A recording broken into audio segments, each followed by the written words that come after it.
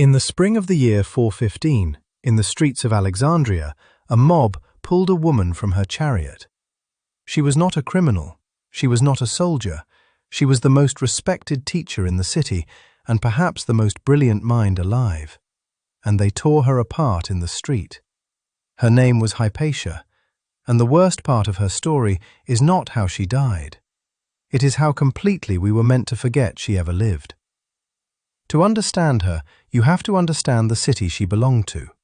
Alexandria, Egypt, around the year 380.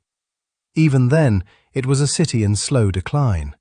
But it was still the intellectual capital of the ancient world, a place where mathematics, astronomy, and philosophy had been refined for 700 years. And into that world, a scholar named Theon raised a daughter, and taught her everything he knew. She surpassed him. Hypatia became a mathematician, an astronomer, and a philosopher. She edited and preserved the great works of her age, the geometry of Euclid, the astronomy of Ptolemy, texts that might otherwise have been lost.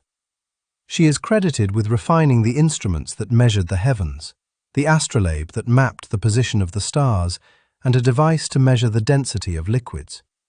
She did not only study the universe, she built the tools to take its measure. And she taught. Students came from across the Mediterranean to sit with her. She lectured in public on Plato and Aristotle, on mathematics and the shape of the cosmos.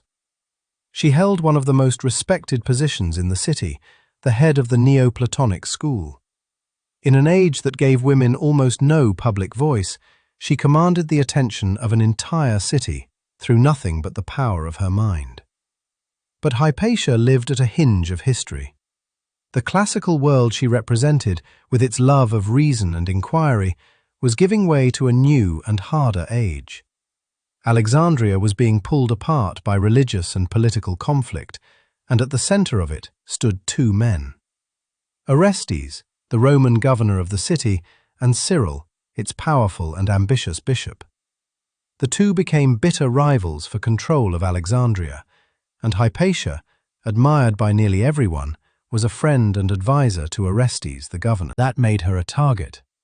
To the men who wanted the bishop to rule the city without a rival, Hypatia was an obstacle. A pagan philosopher, a woman of influence, whispering in the governor's ear. Rumors began to spread that she was the reason the two men could not be reconciled, that she was a sorceress who had bewitched the governor with her learning. None of it was true, but truth was no longer what mattered. In March of the year 415, during the season of Lent, a mob caught Hypatia as she rode home through the city.